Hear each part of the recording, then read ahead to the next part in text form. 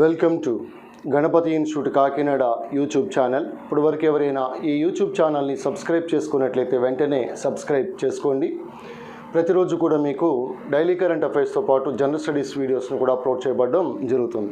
ఈ video class యందు జాగ్రఫీకి సంబంధించినంత వరకు, ఇండియన్ జాగ్రఫీకి సంబంధించినంత వరకు మనం ఎరువుల పరిశ్రమ గురించి తెలుసుకుందాం. ఎరువుల పరిశ్రమ, ఫెర్టిలైజర్ ఇండస్ట్రీ గురించి కొన్ని ముఖ్యమైనటువంటి ఆసక్తికరమైనటువంటి ఎక్కడా లభించినటువంటి కొన్ని ముఖ్యమైనటువంటి విషయాలను మనం తెలుసుకుందాం. సో ముందుగా మనకి ఎరువులు అనేసరికి ఫెర్టిలైజర్స్ అని మనం పిలుస్తూ ఉన్నాం. ఈ ఎరువులకు సంబంధించినటువంటి విప్లవం అనేది మనకి తెలిసిందే బూడిద విప్లవం లేకపోతే గ్రే రెవల్యూషన్ అని పిలుస్తాం. ఈ గ్రే రెవల్యూషన్ అనేది ఎరువుల ఉత్పత్తికి సంబంధించినటువంటి విప్లవం. అయితే భారతదేశం అనేది ప్రధానంగా ఎరువుల ఉత్పత్తిలో 3వ స్థానంలో నిలవడాన్ని గమనించాలి. కానీ ఎరువుల వినియోగంలో భారతదేశం అనేది 2వ స్థానంలో ఉంది. So as far as production is concern, India stood at 3rd place. As far as consumption of fertilizers is concern, India stood at 2nd place. అయితే ఇక్కడ మనకి చైనా అనేది ఎరువుల ఉత్పత్తిలో 1వ స్థానంలో నిలవడాన్ని గమనించాలి. సో కావున ఇక్కడ ఈ ప్రొడక్షన్ పరంగా చూసుకున్నట్లయితే మనం చైనా అనేది 1వ స్థానంలో ఉంది, భారతదేశం అనేది 3వ స్థానంలో ఉండటాన్ని గమనించాలి. అలాగే ఎరువుల ఉత్పత్తికి సంబంధించినటువంటి విప్లవం అనేది బూడిద విప్లవం లేకపోతే గ్రే రెవల్యూషన్ అని పిలుస్తాం. అయితే భారతదేశంలో ముఖ్యంగా మనకి 1900 భారతదేశంలో తమిళనాడు రాష్ట్రంలో 1906 సంవత్సరంలో రాణిపేట్ అనేటువంటి ప్రాంతం వద్ద తొలి ఎరువుల కర్మాగారాన్ని ఏర్పాటు చేయడాన్ని గమనించాలి. అయితే ప్రభుత్వ రంగంలో ఏర్పాటు చేయబడినటువంటి తొలి ఎరువుల కర్మాగారం అనేది సింద్రీగా గుర్తుపెట్టుకోవాలి. సింద్రీ, జార్ఖండ్ 1961గా గుర్తుపెట్టుకోవచ్చు. సింద్రీ, జార్ఖండ్గా మనం గుర్తుపెట్టుకోవచ్చు. సో ప్రభుత్వ రంగంలో తొలి ఎరువుల కర్మాగారం అనేది సింద్రీగా గుర్తుపెట్టుకోవచ్చు. తొలి ఎరువుల కర్మాగారం భారతదేశంలో ముఖ్యంగా తమిళనాడు రాష్ట్రంలో రాణిపేట వద్ద ఏర్పాటు చేయడాన్ని గమనించాలి. అయితే భారతదేశానికి సంబంధించినంత వరకు ఎరువుల ఉత్పత్తిలో అగ్రస్థానంలో ఉన్నటువంటి రాష్ట్రం అనేది గుజరాత్. కానీ రసాయనిక ఎరువుల వినియోగంలో 1వ స్థానంలో ఉన్నటువంటి రాష్ట్రం అనేది పంజాబ్ రాష్ట్రంగా మనం గుర్తుపెట్టుకోవచ్చు. అయితే ఎరువుల కర్మాగారాలు, ఈ ఫెర్టిలైజర్ ఫ్యాక్టరీస్ ఎక్కువగా ఉన్నటువంటి రాష్ట్రం అనేది తమిళనాడు రాష్ట్రంగా మనం గుర్తుపెట్టుకోవచ్చు. సో కాబట్టి ఇక్కడ గుజరాత్ అనేది ఎరువుల ఉత్పత్తిలో 1వ స్థానంలో ఉంది.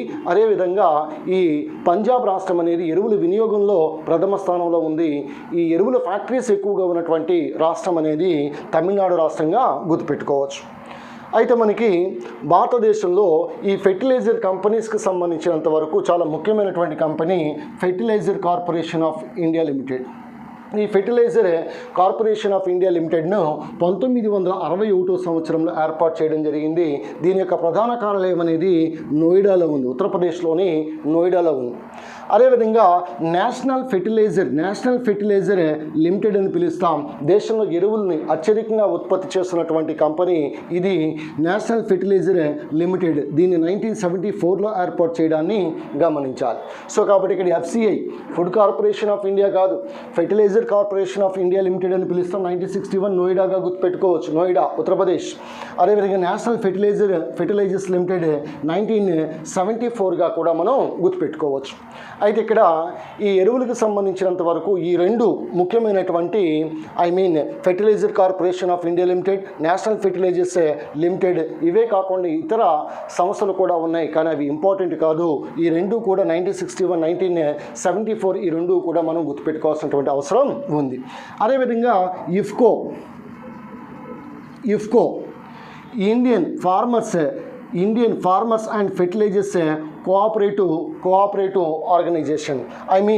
ఈ ఇఫ్కో ఏదైతే ఉందో Indian farmers and fertilizers cooperative limited ఏదైతే ఉందో ఇది సహకార రంగంలో ఏర్పాటు చేయబడినటువంటి ఒక కంపెనీగా గుర్తుపెట్టుకోవచ్చు. సో దీన్ని 1967లో ఏర్పాటు చేయడాన్ని గమనించాలి. కాబట్టి సహకార రంగంలో Indian farmers and fertilizers cooperative limited ఏదైతే ఉందో 1967లో దీన్ని ఏర్పాటు చేయడాన్ని గమనించాలి. అయితే ఇక్కడ మనకి ఈ ఎరువులకి సంబంధించినంత వరకు ముఖ్యంగా మనకి ప్రధానమైనటువంటి ఎరువు అనేది యూరియా. ఈ యూరియాను అత్యధికంగా ఉత్పత్తి చేస్తున్నటువంటి దేశం భారతదేశంగా గుర్తుపెట్టుకోవాలి.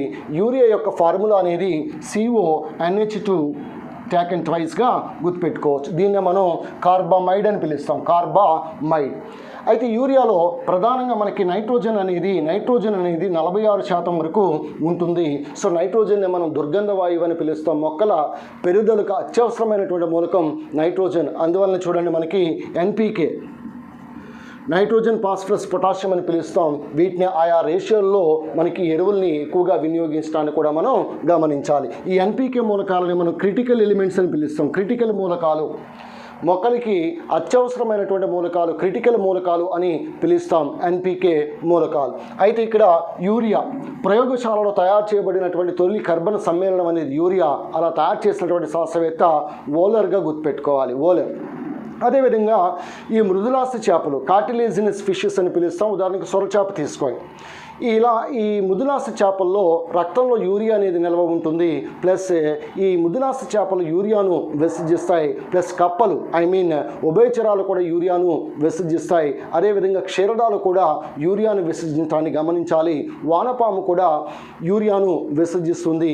దీంతోపాటు మనకి DAP, డైఅమ్మోనియం ఫాస్ఫేట్ అని పిలుస్తాం, డైఅమ్మోనియం ఫాస్ఫేట్. సో దీంతోపాటు మనకి అనేకమైనటువంటి ఎరువులు అనేవి ఉన్నాయి.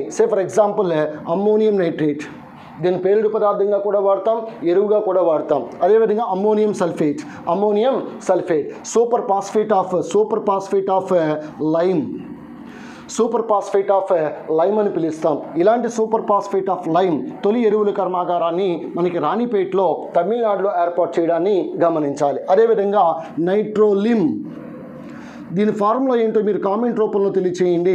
నైట్రోలిమ్ను కూడా మనం ఎరువుగా వాడడం జరుగుతుంది. దీంతోపాటు కాల్షియం నైట్రేట్, ఈ కాల్షియం నైట్రేట్ ఏదైతే ఉందో దీన్ని మనం నార్వీజియన్ సాల్ట్ పీటర్ అంటాం, నార్వీజియన్ సాల్ట్ పీటర్. సో దీన్ని కాల్షియం నైట్రేట్ని నార్వీజియన్ సాల్ట్ పీటర్ అని పిలుస్తాం. అదేవిధంగా పొటాషియం నైట్రేట్ KNO3ని బెంగాల్ సాల్ట్ పీటర్ లేకపోతే ఇండియన్ సాల్ట్ పీటర్ అని పిలుస్తాం. అదేవిధంగా NaNO3, సోడియం నైట్రేట్ని చిలీ సాల్ట్ పీటర్ అని పిలుస్తాం. ఇవి కొన్ని saltpetres. Once again very important. Norwegian saltpetre calcium nitrate, అదేవిధంగా potassium nitrate Bengal saltpetre లేకపోతే Indian saltpetre. Next NaNO3, దీన్ని మనం చిలీ సాల్ట్ పీటర్ అని కూడా మనం పిలుస్తాం. ఈ విధంగా మనం NPK మూలకాల గురించి, డైఅమ్మోనియం ఫాస్ఫేట్ గురించి, చిలీ సాల్ట్ పీటర్స్కి సంబంధించి, అదేవిధంగా మనకి అమ్మోనియం నైట్రేట్, అమ్మోనియం సల్ఫేట్, అదేవిధంగా సూపర్ ఫాస్ఫేట్ ఆఫ్ లైమ్, నైట్రోలిమ్, ఇవన్నీ కూడా చక్కటి ఎరువులకి ఉదాహరణగా మనం చెప్పుకోవచ్చు. అయితే వీటితో పాటు మనకి ఈ ఎరువులతో పాటు వానపాము నుంచి లభించే ముఖ్యమైనటువంటి ఎరువు వర్మీ కంపోస్ట్ అని పిలుస్తాం, వర్మీ కంపోస్ట్. దీనిలో కూడా నైట్రోజన్ అనేది అధికంగా ఉంటుంది. సాధారణంగా చెట్లు పెరుగుదలకి గట్ట ఈ ఎరువుని వాడుతూ ఉంటారు, వర్మీ కంపోస్ట్ అని పిలుస్తూ ఉంటాం. అలాగే దేశంలో తొలి ఆర్గానిక్ స్టేట్గా పిలువబడే రాష్ట్రం సిక్కిం. సేంద్రియ ఎరువులు అంటే ఆర్గానిక్ ఫెర్టిలైజర్స్ అంటే ముఖ్యంగా జీవ ఎరువులు ఉపయోగించి చేసే వ్యవసాయమే ఈ సేంద్రియ వ్యవసాయం అని పిలుస్తాం. ఇలా సేంద్రియ వ్యవసాయంలో తొలి స్థానంలో నిలిచినటువంటి రాష్ట్రం సిక్కిం రాష్ట్రం. ఇటీవల బిందు సేద్యం, డ్రిప్ ఇరిగేషన్లో కూడా మొదటి స్థానంలో ఉన్నటువంటి రాష్ట్రం సిక్కిం స్టేట్గా మనం గుర్తుపెట్టుకోవచ్చు. అదేవిధంగా లక్షద్వీప్ 100% ఆర్గానిక్ యూటీగా నిలిచినటువంటి కేంద్రపాలిత ప్రాంతము. సో లక్షద్వీప్గా మనం గుర్తుపెట్టుకోవచ్చు. దీంతోపాటు మనకి సిక్కింలోను, గజియాబాద్లోను కొన్ని ఆర్గానిక్ రీసెర్చ్ ఇన్స్టిట్యూట్స్ ఉన్నాయి. వాటి గురించి చూద్దాం. NCOF, NOFRI. NCOF అంటే national centre of organic farming అంటాం. National centre of organic farming గజియాబాద్లో ఉంది, ఉత్తరప్రదేశ్. ఇక్కడే పోస్టల్ అకాడమీ ఉంది, CBI అకాడమీ కూడా గజియాబాద్లో ఉంది. సో గజియాబాద్ దేశంలో మనకి ప్రస్తుతం యాజ్ ఆఫ్ నవ్ అయితే అత్యంత కాలుష్యపూరితమైనటువంటి నగరం ఢిల్లీ అయితే ప్రపంచవ్యాప్తంగా భారతదేశంలో మనకి ఢిల్లీ తర్వాత ఎక్కువ వాయు కాలుష్యపూరితమైనటువంటి నగరము గజియాబాద్గా మనం చెప్పుకోవచ్చు. So national centre of organic farming Ghaziabad, postal academy Ghaziabad, CBI academy Ghaziabad. అదేవిధంగా నాఫ్రీ అంటే national organic farming research institute అని పిలుస్తాం. ఇది గ్యాంగ్టక్ సిక్కింలో బెంగళూరులోని గ్యాంగ్టక్లో ఉండటాన్ని గమనించాలి. అదేవిధంగా ఆంధ్రప్రదేశ్కి సంబంధించినంత వరకు ఎరువుల నగరము లేకపోతే ఫెర్టిలైజర్ సిటీగా పిలువబడే నగరము కాకినాడ. ఒకప్పుడు కోకానాడ, ఇప్పుడు కాకినాడ. సో ఈ కాకినాడ పెన్షనర్స్ ప్యారడైజ్ అంటాం, సెకండ్ మద్రాస్ అంటాం. ఎరువుల నగరంగా పిలువబడే రాష్ట్రము కూడా, ఈ ఎరువుల నగరంగా పిలువబడే నగరము కూడా కాకినాడగా మనం చెప్పుకోవచ్చు. మరి కాకినాడలో ఉన్న ఫెర్టిలైజర్ కంపెనీస్ ఏమో ఉన్నాయి? నాగార్జున ఫెర్టిలైజర్స్ ఉంది, Coromandel fertilizers, Nagarjuna fertilizers, Coromandel fertilizers. వైజాగ్లో ఉన్నటువంటి కోరమండల్ ఫెర్టిలైజర్స్ కాస్త ప్రెసిడెంట్ ఇప్పుడు కాకినాడగా గుర్తుపెట్టుకోవాలి. గోదావరి ఫెర్టిలైజర్స్ లేకపోతే నాగార్జున ఫెర్టిలైజర్స్, అదేవిధంగా కోరమండల్ ఫెర్టిలైజర్స్, ఇవన్నీ కూడా కాకినాడ ఎరువుల నగరం అని పిలుస్తాం. సిటీ ఆఫ్ ఫెర్టిలైజర్స్ లేదా ఫెర్టిలైజర్ సిటీగా పిలువబడే నగరము కాకినాడగా గుర్తుపెట్టుకోవచ్చు. కాకినాడకు ఉన్న మరొక ఇంపార్టెన్స్ 82.5 డిగ్రీల తూర్పు రేఖాంశం అనేది భారతదేశంలో ముఖ్యంగా కాకినాడలో 82.5 ఈస్ట్ లాంగిట్యూడ్ అని పిలుస్తూ ఉంటాం. సో అది కాకినాడ గుండా పోవడం కూడా మనకి తెలిసిందే. దీంతోపాటు మనకి జీరో బడ్జెట్ న్యాచురల్ ఫార్మింగ్. ఈ జీరో బడ్జెట్ న్యాచురల్ ఫార్మింగ్ ఆర్జుడు సుభాష్ పాలేకర్. ప్రకృతి సేద్యం అని పిలుస్తాం. ఈ ప్రకృతి సేద్యానికి, ముఖ్యంగా ఈ ప్రకృతి వ్యవసాయానికి ఆర్జుడు సుభాష్ పాలేకర్, మహారాష్ట్రకు చెందినటువంటి వ్యక్తి. సో గొప్ప వ్యక్తి Subhash Palekar. Zero budget natural ఫార్మింగ్కి సృష్టికర్త కూడా ఈయన్ని చెప్పుకోవచ్చు. సో దీంతోపాటు మనకి ముఖ్యంగా జీవ ఎరువులు. ఈ జీవ ఎరువుల్లో అజొల్లా, నాస్టాక్, అనబీనా, నెక్స్ట్ రైజోబియం, అదేవిధంగా అజిటో బ్యాక్టర్, వ్యామ్, వీటి గురించి తెలుసుకుందాం. సో అజొల్లా ఇది జనరల్గా వాటర్ ఫెర్న్ అని పిలుస్తాం. టెరిడోఫైటా మొక్క, అతి చిన్న టెరిడోఫైటా మొక్క అజొల్లా. దీన్ని వరి పొలాల్లో పెంచుతూ ఉంటారు, జీవ ఎరువు అని పిలుస్తాం. ఈ అజొల్లాలో ముఖ్యంగా అనబీనా అనేటువంటి బ్లూ గ్రీన్ ఆల్గే సైనోబాక్టీరియా అనేది సహజీవనం చేస్తూ ఉంటుంది. ఈ విషయాన్ని కూడా మనం గమనించాలి. అలాగే నాస్టాక్ మరియు అనబీనా, ఈ నాస్టాక్ మరియు అనబీనా రెండు కూడా సైనోబాక్టీరియా లేకపోతే నీలి ఆకుపచ్చని శైవలాలు. సైకస్ అనే మొక్క గురించి మీరు వినే ఉంటారు. సైకస్ బెడ్డోమి, తిరుపతి కొండల్లో, శేషాచలం కొండల్లో సైకస్ బెడ్డోమి మనకు కనిపిస్తుంది.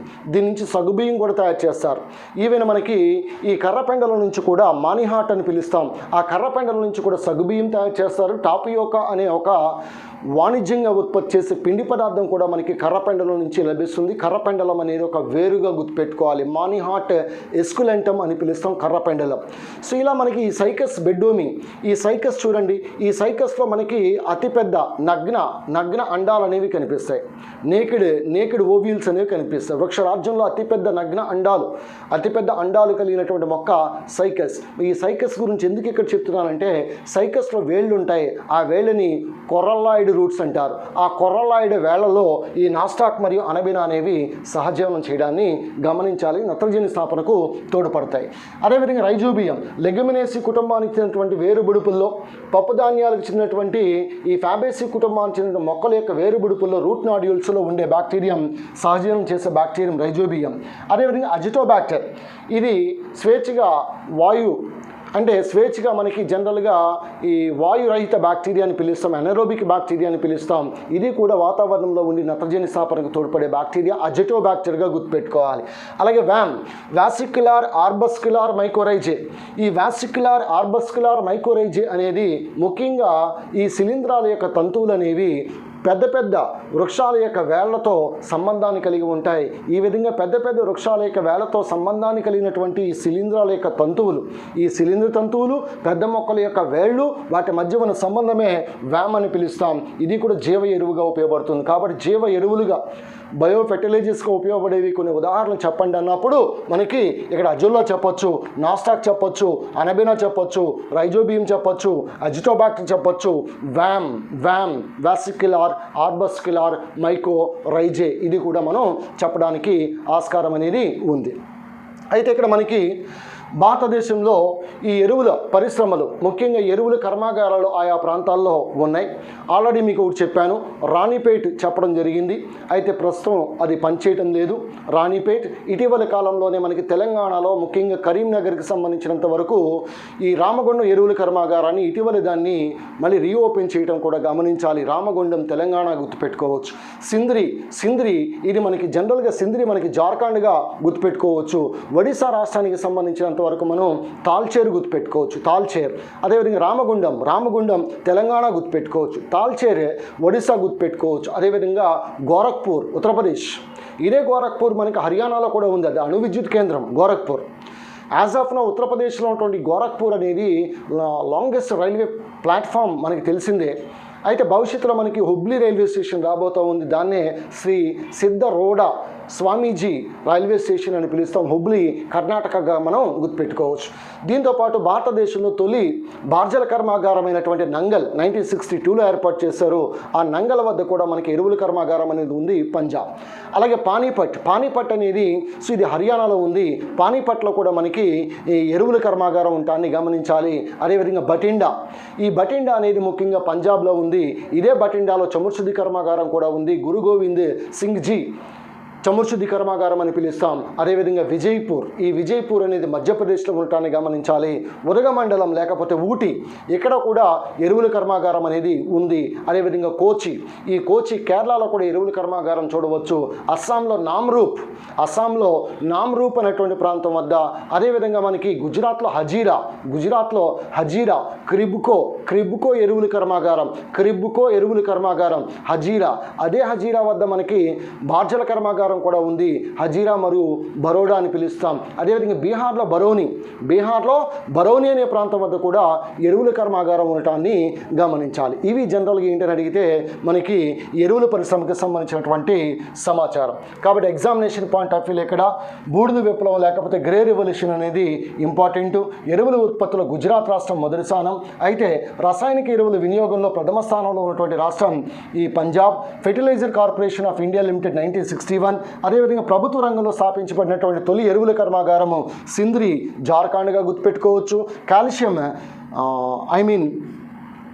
ఈ కాల్షియం నైట్రేట్ ఏదైతే ఉందో దీన్ని మనం నార్వీజియన్ సాల్ట్ పీటర్ అని పిలుస్తున్నాం. అలాగే Bengal saltpetre, next Chile saltpetre, nitrolim. దీని యొక్క ఫార్ములా ఏంటో మీరు కామెంట్ రూపంలో తెలియచేయమని కోరుతా ఉన్నాను. అదేవిధంగా డైఅమోనియం ఫాస్ఫేట్, యూరియాకు సంబంధించినటువంటి సమాచారం.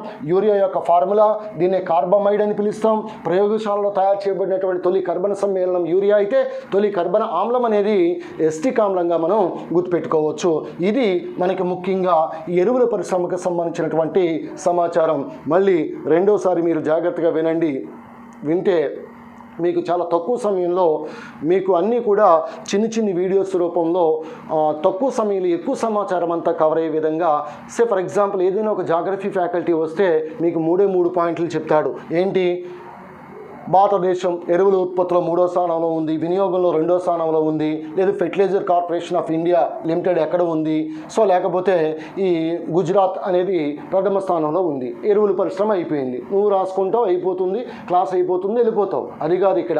ఎరువులు అంటే ఇన్ని రకాల కొత్త అంశాలతో కూడినటువంటి సమాచారం అంతా కూడా ఒక చోట క్రోడీకరించుకుని చదివినట్లయితే మీకు తప్పకుండా ఎగ్జామినేషన్ పాయింట్ ఆఫ్ వ్యూలో మీరు చాలా ఈజీగా పేపర్ చేయడానికి ఆస్కారం అనేది ఉంటుంది.